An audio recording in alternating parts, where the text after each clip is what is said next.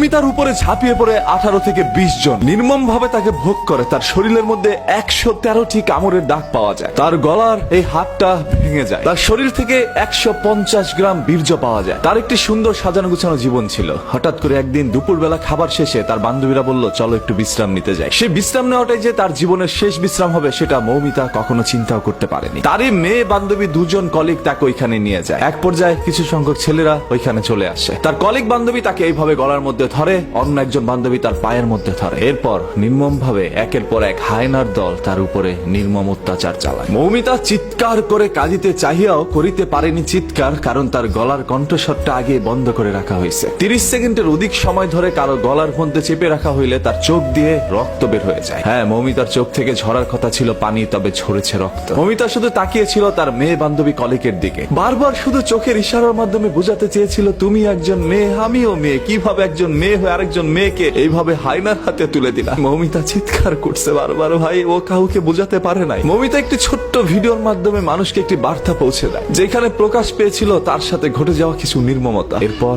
তাকে এই দুনিয়া থেকে সরিয়ে দেওয়া হয়। মৌমিতার সেই ভিডিওর বর্ণনা যদি আপনারা একবার দেখেন, তাহলে আপনাদের চোখ থেকে অশ্রু ঝরে যাবে। আজকে পুরো ভারতবাসী এটা নিয়ে প্রতিবাদ জানাচ্ছে আজকে বাংলাদেশের মানুষ। এবং এই ছবিটি ফেসবুকের মধ্যে ঢুকলেই দেখবেন আপনার সামনে চলে আসছে। হয়তো আপনারা অনেকে পোস্টটা পড়ছেন না, শুধু ছবিটা দেখে ইগনোর করে চলে যাচ্ছেন। হ্যাঁ, কারণ ঘটনা তো আপনার মা বোনের সাথে ঘটে নাই বা আপনার সাথে ঘটে নাই, অন্য কারোর সাথে ঘটলে তো আর আপনার কিছু যায় আসে না। যদি আসলে আপনি একজন মানুষের মনুষ্যত্ব বেঁচে থাকতো, তাহলে অবশ্যই এটা নিয়ে পোস্ট করতেন, শেয়ার করতেন এবং প্রতিবাদ জানাইতেন। গতকাল থেকে অসংখ্য মানুষ এটা পোস্ট করেছে এবং মানুষ আমাকে বলছিল, ভাই এটা নিয়ে একটা ভিডিও বানা। এই সকল বিষয় তো আর মানুষের বলে দিতে হয় না, এমনিতেই চোখ থেকে অশ্রু ছড়ে যায়। এই মৌমিতার জীবনে কি এমন ভুল ছিল ভাই? ও তো সুন্দর করে পর্দাশীল অবস্থায় ঘুরে বেড়াতো। ছবিটার মধ্যে আপনারা দেখতে পাচ্ছেন কি সুন্দর একটি মেয়ে। আজকে এরকম হাজারো মৌমিতা আমাদের দুনিয়া থেকে চলে যাচ্ছে, সেগুলো সোশ্যাল মিডিয়ার মধ্যে ভাইরাল হচ্ছে না। ওই সকল হায়নার দলগুলো এখন পর্যন্ত আমাদের সমাজের মধ্যে বিদ্যমান। এবং আপনার এই মেয়ে বান্ধবী কতটা নিকৃষ্ট হতে পারে, আপনার মেয়ে বান্ধবী একজন মেয়ে হয়ে আপনাকে এইভাবে হায়নাদের হাতে তুলে দিতে পারে, সেটা হয়তোবা কখনো আপনি আমি কেউ চিন্তা করতে পারি না। এটা কখনো আমাদের বোধগম্য নয় যে এরকম কোনো কিছু আমাদের সাথে ঘটতে পারে। তার উপরে কোনো না কোনো বাঙালি ঝাঁপিয়ে পড়েছিল, সেটা এপারের হোক আর ওপার।